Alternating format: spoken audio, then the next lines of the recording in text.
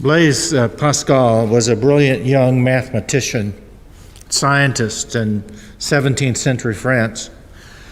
He worked from the early part of the 17th to the middle part of the 17th century, and this was a time of great change and a great expansion of knowledge. We know it today as the Enlightenment.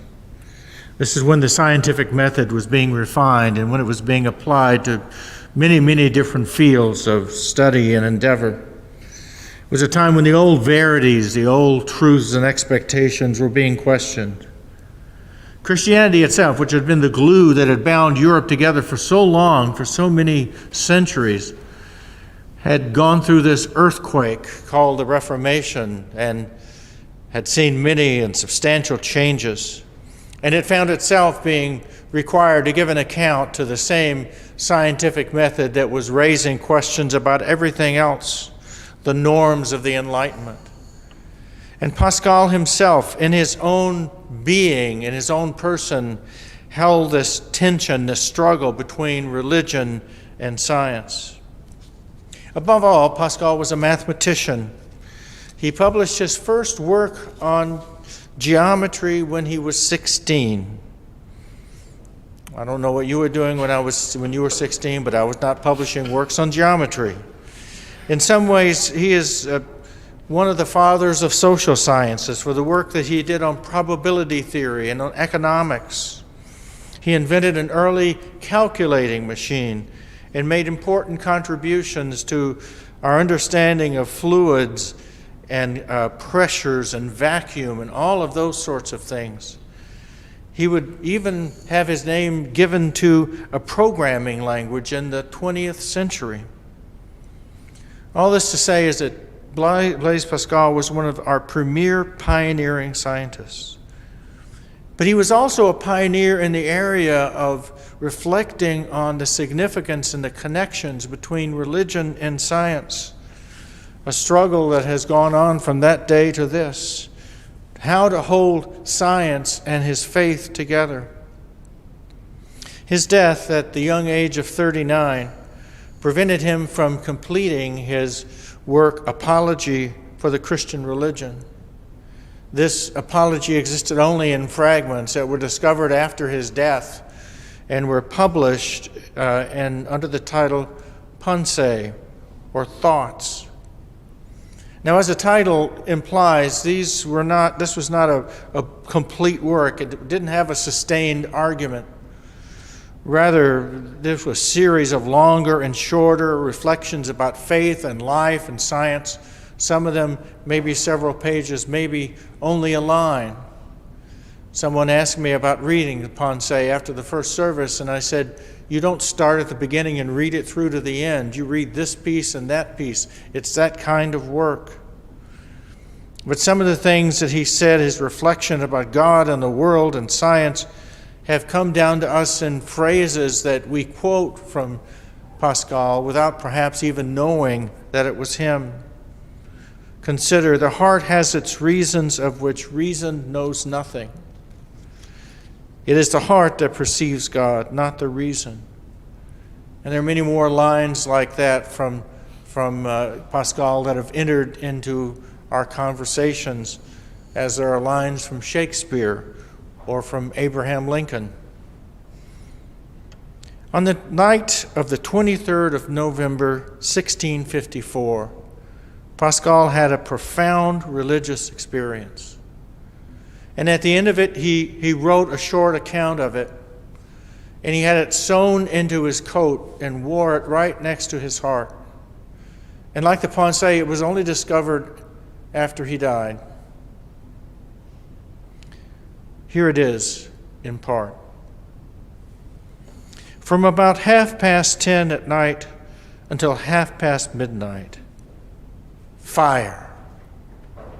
And Pascal put this in all capitals. God of Abraham, God of Isaac, God of Jacob, not of the philosophers and the learned, certitude, feeling, joy, peace. God of Jesus Christ, my God and your God will be my God. forgetfulness of the world and everything except God. He is only found by the ways taught in the gospel, grandeur of the human soul. Righteous Father, the world has not known you, but I have known you. Joy, joy, joy, tears of joy. I left him, I fled him, renounced, crucified. Let me never be separated from him. Now, the first time I ever encountered what is now called Pascal's Memorial, it had a profound impact on me. And I've read his thoughts randomly, as you do, more than once, and they never cease to move me and awaken me. And when I read the text for this week from Isaiah and from the Gospel, they brought me to Pascal right away and his memorial. Because Pascal is a member of a long line of saints who have encountered God and have never been the same and have been overwhelmed with both fear and joy. Consider what we heard from Isaiah this morning. Isaiah is in the temple, and he sees God high and lifted up, and he's overwhelmed. And he has this sense of his own unworthiness. Woe is me, he says. I am a person of unclean lips. And he also has a sense of the unworthiness of the people among whom he lives. Woe is me, because I'm a person of unclean lips, and I live among a people of unclean lips, and I have seen the Lord. It's a profound self-awareness that comes with an encounter with the holy. And we have a similar thing in the gospel story. After Jesus has been preaching on the shore and he's had the disciples go out into the sea and they brought in this great catch of fish, Peter says, "Go away from me, Lord, for I am a sinful man." It's hard to encounter holiness and remain unaware of who and what you are. But there are so many more of these kind of encounters in the Bible. Abraham in the deep, dark Genesis chapter 15.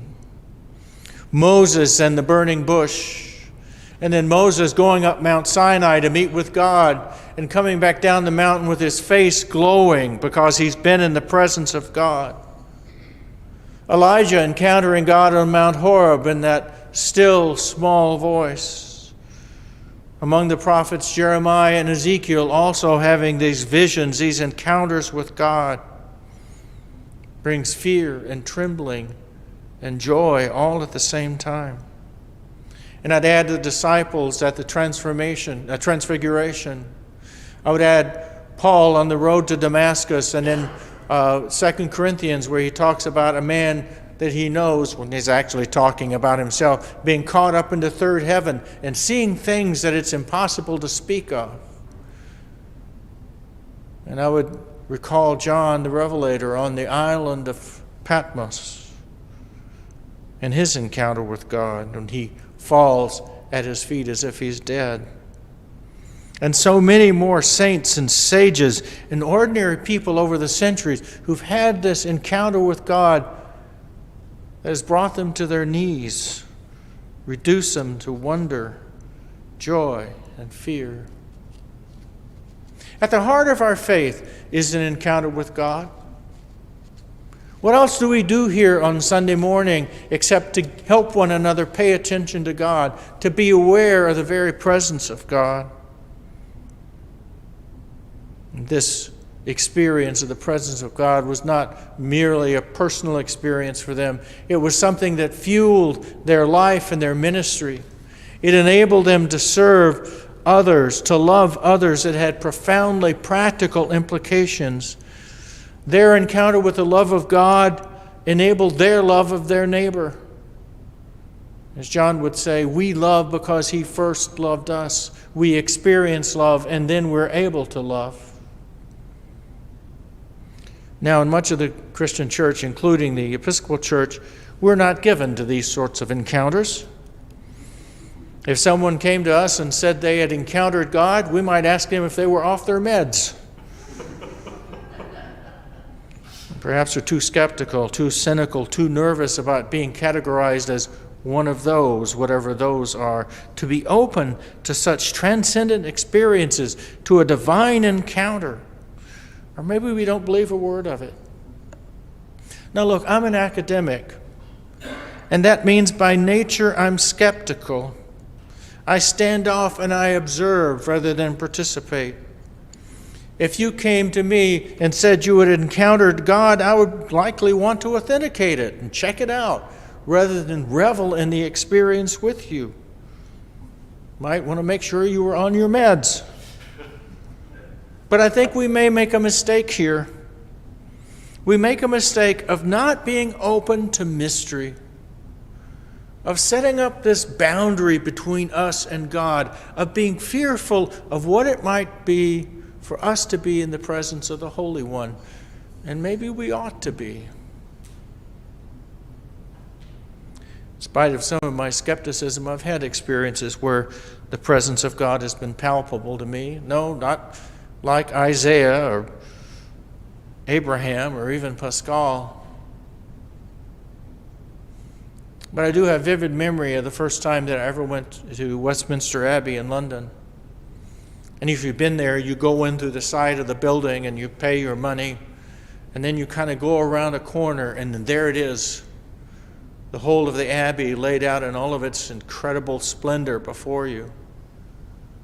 But for me, that first experience, which had me rooted in place, was not about the beauty of the building, which was obvious and moving. It was about the sense that for a millennia, this place had been soaked in prayer and worship. It was as if the very stones were speaking of the presence of God in all of those prayers and Eucharists over those centuries. Both my wife and I were just sort of stunned and silent and standing there and staring and blocking the aisle. There was something about that struck me dumb. I could also tell you stories about the island of Iona off the coast of Scotland, one of the holy islands, a place that is said to be a thin place, a place where the space between this world and the other world, the world of God, the realm of God, is so thin that it's permeable. It's not a building there, it's the island itself and the people who inhabited it and what they did over those centuries. Now let me suggest to you that this experience of the holy is not the purview of saints and mystics and cranks, but of ordinary people like me and like you. But they do require us to be open to the holy. They do require us to be open to God, open to mystery, open to something beyond ourselves,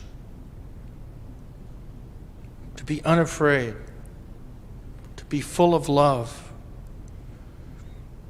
In our lives that are so often confusing and painful and frightening, being open to God, whether it's at the table during communion, whether it's hiking up the side of a mountain in Colorado, as I love to do, whether it's gazing into the eyes of an infant or standing and helping to feed the poor and the hungry and the cold, all of these experiences can be experiences of the presence of God. All of these can be, as Pascal would put it, the fire that fuels our lives. Now, we believe that Jesus is present in the body and blood and the bread and wine. We Episcopalians generally don't try to explain it, but we believe it. We also believe that God's image, the very image of God, is preserved in every single person that we encounter, however unpleasant and annoying. We believe with the psalmist that the heavens declare the glory of God. The skies proclaim the work of his hands. Day after day they pour forth speech. Night after night they display knowledge. And so they do. If we're willing to listen, if we're able to see, I want for you, and I want for me, and I want for all of us together, the fire of God's love for us, for each other, for this battered old world in which we live, for all of those who are lost and alone and hungry and afraid. For it is in the fire of God's love that our own love is kindled, and in the fire of our love that we warm the world so cold with fear. So don't be afraid. Be open to the fire. Be open to the love, to the joy. Be open to God. In the name of the Father, the Son, the Holy Spirit.